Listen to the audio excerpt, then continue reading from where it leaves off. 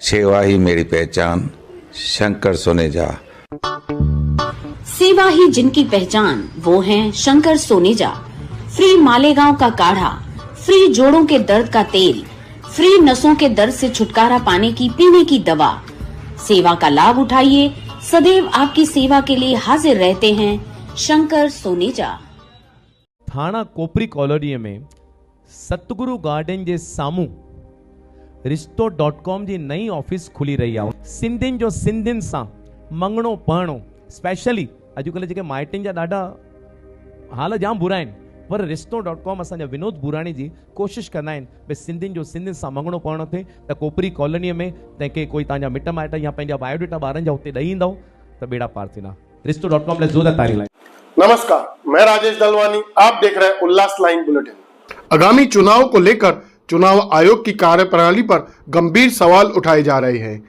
शिवसेना ठाकरे गठ के वरिष्ठ नेता धनंजय बोडारे ने एक पत्रकार परिषद में चुनाव आयोग और प्रशासन पर कई आरोप लगाते हुए कहा कि जारी की गई वोटर लिस्ट में भारी गड़बड़ियां सामने आई हैं।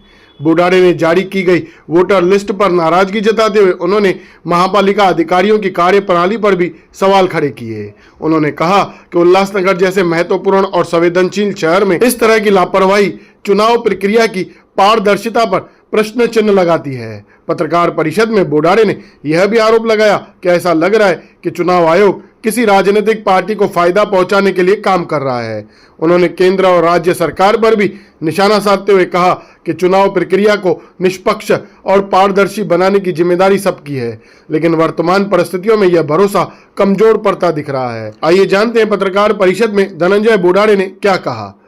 अभी बिहार में इलेक्शन सही हो रहे हैं ऐसा लगता है। महाराष्ट्र बिहार से भी पीछे जा रहा है। प्रदूषण के मामले में आज ही बात न्यूज था कि देश में 5वें नंबर पे है, लेकिन जिस तरीके का इलेक्शन का माहौल पूरे महाराष्ट्र में है और ये निवडणूक आयोग या निवडणूक प्रक्रिया जिस तरीके से चल रही है, बहुत मतलब लाजिरवानी जो बोलते बात ये पूरे महाराष्ट्र के लिए है। निवडणूक आयोग आज तक लोग बोलते थे और सुनते भी थे कि किसी पार्टी के हाथ से या किसी के हाथ का पुतला है, लेकिन सही वैसा ही है। 4 अक्टूबर को इलेक्शन कमीशन पूरे महाराष्ट्र की स्थानिक स्वराज्य संस्थाओं की इलेक्शन डिक्लेयर करते हैं। खाली मुदत देते 28 दिन का। 2 दिसंबर को 4 नवंबर को डिक्लेयर करते हैं और 2 दिसंबर को इलेक्शन अनाउंस करते हैं। 28 दिन का प्रोग्राम देते हैं। उसमें अगर फिर ये धांधली होती है और उसका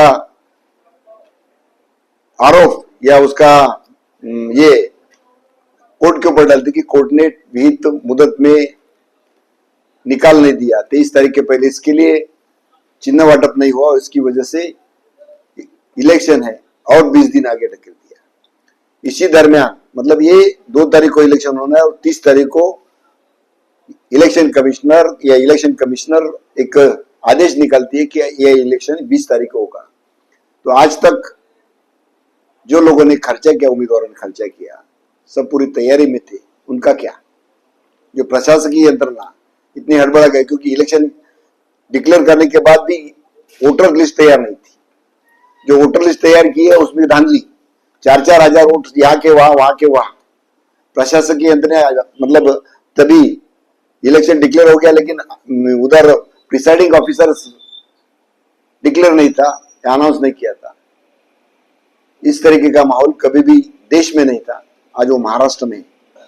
मुझे लगता है कि जो सरकार है खाली मतलब जो हमारे डेमोक्रेसी का जो आधार है इलेक्शंस, वही नहीं ले पा रही है। ये सरकार कुछ काम की नहीं। ये सरकार लोगों को कुछ नहीं दे सकती, चाहे वो केंद्र सरकार हो, महाराष्ट्र सरकार हो। यहाँ के जो आईएएस दर्जा के ऑफिसर्स है, उनको इलेक्शन उनकी बाउंड्री में लोग किधर रहते वो स्टाफ से करवा नहीं रहे। वोटर लिस्ट बनाना महानगर पालिका या नगर पालिका की कर्मचारियों का या चीफ ऑफिसर्स या आयुक्त का काम है, लेकिन वो भी नहीं कर पाते। ऐसे ऑफिसर्स इधर आके बिठाए हर एक वार्ड में। जो प्रभाग पैनल है, पैनल सिस्टम है 4-4 के, उसमें 3000 4000 यहाँ के वहां के वहां। एक तो इनको जानकारी नहीं है या काम बराबर नहीं करने का या जानबूझ के किया है। तो ये दोनों बातें इस लोकशाही में खतरनाक है।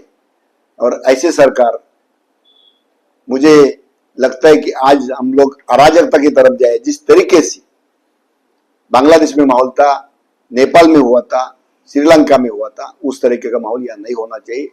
इसके लिए जनता सतर्क रहे और सत्ता के संघर्ष में ये सत्ताधारी ही लड़ रहे हैं और उसका खामियाजा इस पूरे प्रशासकीय यंत्रणा के माध्यम से लोगों तक सुविधा पहुंचाने का काम उसमें हो रहा है और लोग भटक रहे हैं। इसमें गुनहगारी बढ़ रही है, भूखमरी बढ़ रही है।